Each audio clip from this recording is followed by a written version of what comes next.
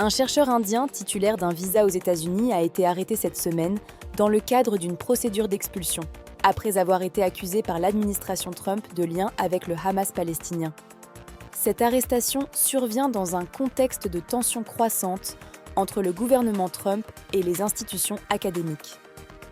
Jeudi 20 mars, un juge fédéral, saisi par l'avocat de Badr Khan Souri et l'ACLU, l'American Civil Liberties Union, a temporairement bloqué son expulsion afin d'examiner plus en profondeur les accusations portées contre lui.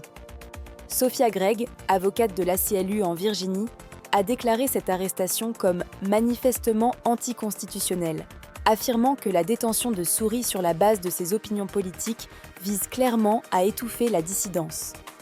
Badr Khan Souri, chercheur à l'université de Georgetown à Washington, a travaillé sur des études doctorales portant sur la paix en Irak et en Afghanistan, et son université a indiqué ne pas avoir reçu d'explications concernant sa détention. Cette affaire s'inscrit dans un climat de crainte pour la liberté académique aux États-Unis, particulièrement depuis l'arrivée au pouvoir de Donald Trump.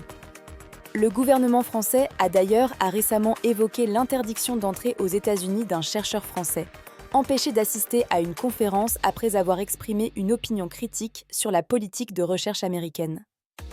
Badr Khan Souri a été interpellé lundi soir devant son domicile en banlieue de Washington et il est actuellement détenu dans un centre de rétention en Louisiane, selon l'ACLU. Accusé de diffuser la propagande du Hamas, Badr Khan Souri, étudiant en échange à l'université de Georgetown, est accusé par le gouvernement américain d'avoir activement partagé du contenu pro-Hamas et d'avoir promu des propositions antisémites sur les réseaux sociaux. La porte-parole du ministère de la Sécurité intérieure, Tricia McLaughlin, a affirmé que Souri entretenait des liens avec un haut conseiller du Hamas, une organisation que Washington considère comme terroriste. Selon l'ACLU, son beau-père était un haut responsable du Hamas, ancien conseiller politique du Premier ministre de Gaza jusqu'en 2011.